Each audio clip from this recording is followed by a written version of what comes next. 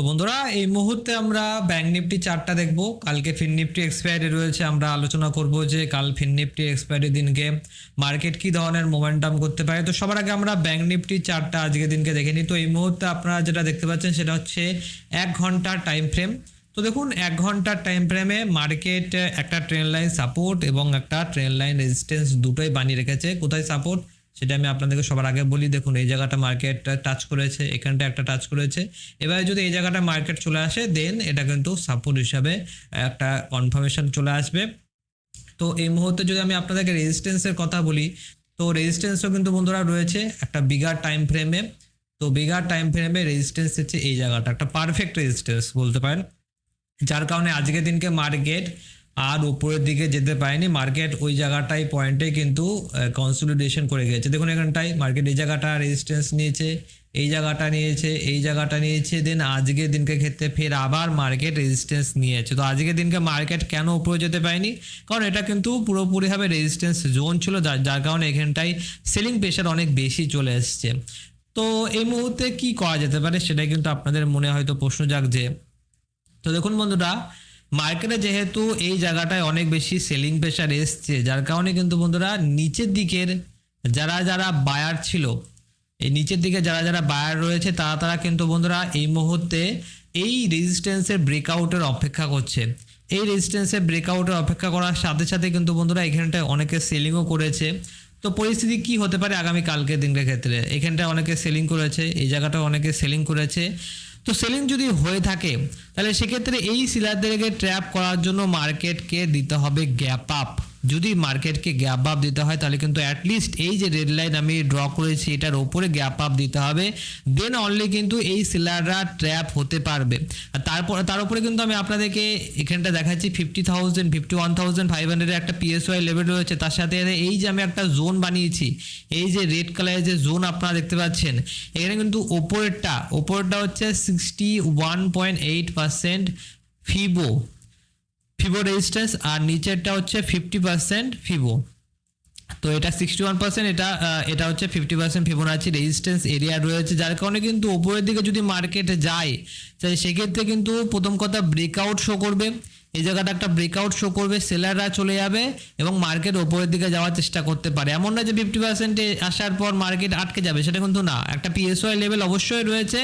তো আমার মনে হয় যে আগামী কালকের দিনকে ক্ষেত্রে আমরা কি ধরনের প্ল্যান করতে পারি সবার আগে আমি আপনাদেরকে এটা বলে দিই। তো মার্কেটে যদি গ্যাপ আপ ওপেনিং দেখা যায় আর মার্কেট যদি উপরের দিকে যেতে থাকে তাহলে সেক্ষেত্রে আমরা কিন্তু বাইং এর দিকে প্ল্যানটা করব, যেমনটা আজকের দিনকের ক্ষেত্রে লক্ষ্য করা গিয়েছে। মার্কেট হয়তো বা এখানটায় গ্যাপ আপ দেওয়ার পর কিছুটা নিচের দিকে আসতে পারে, কিন্তু তবুও আমাদের প্ল্যান থাকবে বাইং এর দিকে, কারণ অলরেডি মার্কেটে এখানটায় আপসাইড মোমেন্টাম করছে। মার্কেটের যে একটা ম্যাক্রো ট্রেন্ড রয়েছে সেই ম্যাক্রো ট্রেন্ডে কিন্তু বুলিশ এবং আপসাইড মোমেন্টাম ধীরে ধীরে করতে আরম্ভ করে দিচ্ছি। তো আমরা বেয়ারিশ সাইডে এই মুহূর্তে যাওয়াটা একদমই ঠিক হবে না।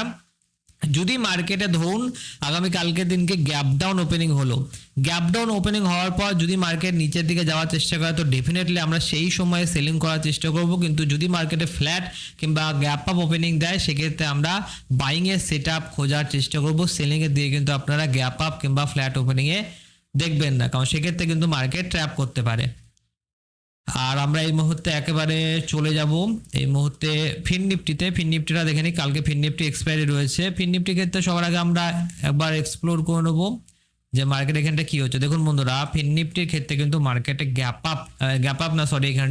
এখানে কিন্তু ব্রেকআউট অলরেডি দেখিয়ে দিয়েছে। এখানে রেজিস্ট্যান্স নিয়েছে একবার, দুবার, তিনবার, চারবার রেজিস্ট্যান্স নেওয়ার পর এই জায়গাটা একটুখানি কনসলিডেশন করার পর আজকের দিনকে গ্যাপ আপ দেওয়ার সাথে সাথে উপরের দিকে হোল্ড করছে।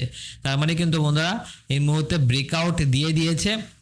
তো ব্রেকআউট দিয়ে দিলে কি হবে?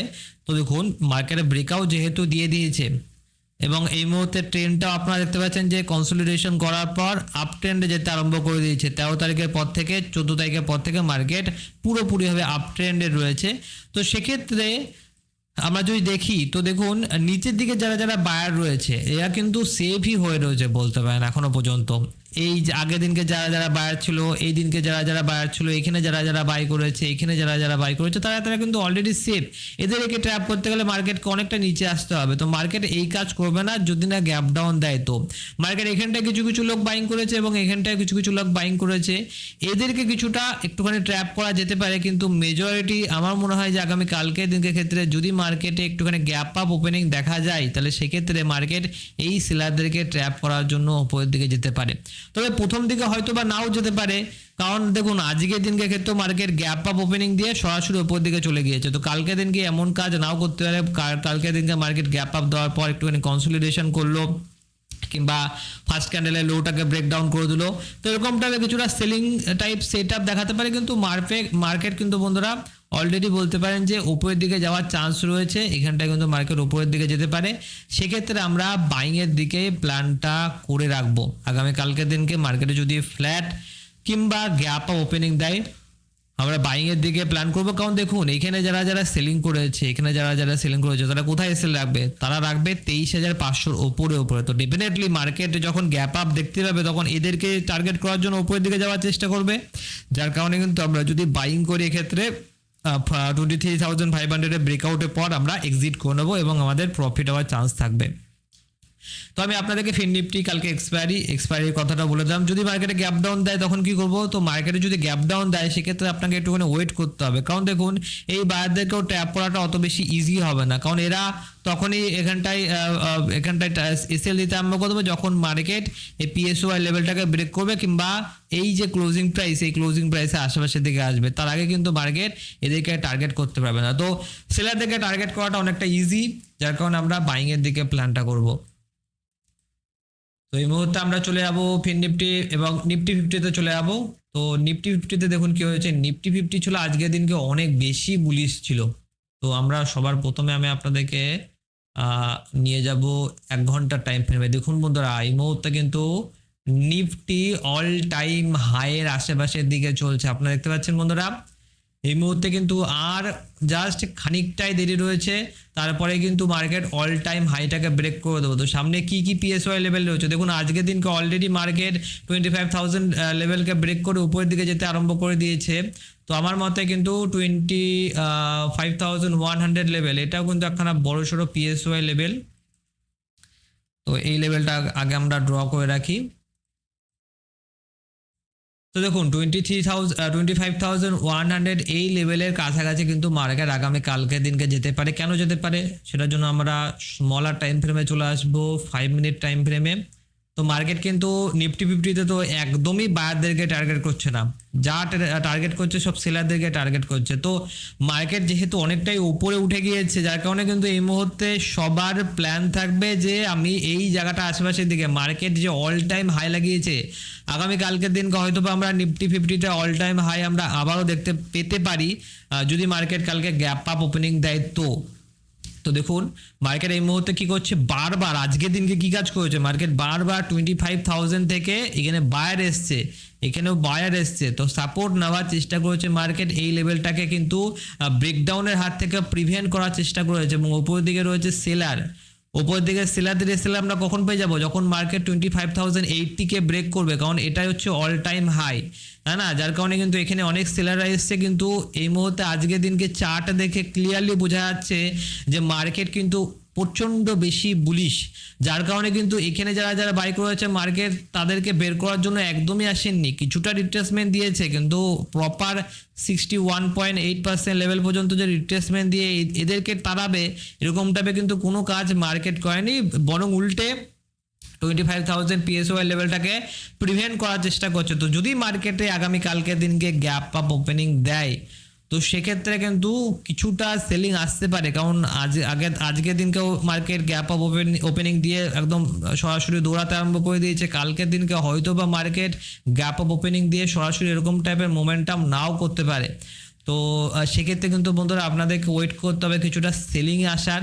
সেলিং আসার পর যখন মানে মোটামুটি অনেকে সেলিং করতে আরম্ভ করে দেবে, তখন কিন্তু আপনি বাইংয়ের দিকে সেট আপটা খোঁজার চেষ্টা করবেন। কারণ মার্কেট আমার মনে হয় যদি কালকে গ্যাপ আপ ওপেনিং দেয়, সেক্ষেত্রে 25,100 লেভেলটাকে মার্কেট ব্রেকআউট দিতে পারে। কারণ অল টাইম হাইয়ের আশেপাশের দিকে অনেক যে সেলার রয়েছে তাদেরকে মানে মোমেন্টামের সাথে বের করার জন্য, আর যদি মার্কেট ব্রেক করতে হয় তাহলে কিন্তু এখানে একটা শার্প গ্রিন ক্যান্ডেল বানাতে হবে, কারণ তা না হলে কিন্তু এখানটায় ব্রেক করাটা প্রায় অসম্ভবপর হয়ে যাবে। কারণ এটা হচ্ছে অল টাইম হাই, তো অল টাইম হাইয়ের আশেপাশের দিকে বায়াররা থাকে, সেলাররাও থাকে, কিন্তু এই মুহূর্তে হাইয়ের আশেপাশের দিকে কিন্তু সেলাররাই বেশি আসবে।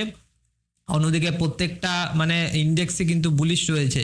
এক্ষেত্রে আমরা গ্যাপ ডাউনে কি হতে পারে সেটা প্ল্যানটা করছি না, কিন্তু আপনি জেনে রাখুন যে ফ্ল্যাট কিংবা গ্যাপ আপের ক্ষেত্রে আমরা বাইং এর প্ল্যানটাই করব। তবে গ্যাপ আপের ক্ষেত্রে মার্কেট কিছুটা নিচের দিকে আসতে পারে, এটাও আপনারা মনে রাখবেন। তো আমরা আপাততভাবে এইটুকুই লেটেস্ট আপডেট দিচ্ছি, এবং অতি অবশ্যই আমাদের যে ট্রেডিং রিলেটেড যে হেল্পফুল আপডেটগুলো রয়েছে, যেমন সাপোর্ট আর রেজিস্ট্যান্স কাকে বলা হয়, ট্রেন্ড লাইন কীভাবে আপনি ড্র করবেন, এই সমস্ত ব্যাপারে কিন্তু আমরা একটা ডিটেলসে একটা সিরিজ বানাচ্ছি আলটিমেট বিগিনার ট্রেডিং কোর্সে। তো অবশ্যই কিন্তু ওই কোর্সটা আপনারা ফলো করবেন, সম্পূর্ণ বিনামূল্যে আপনি এই কোর্সটা জানতে পেরে যাবেন।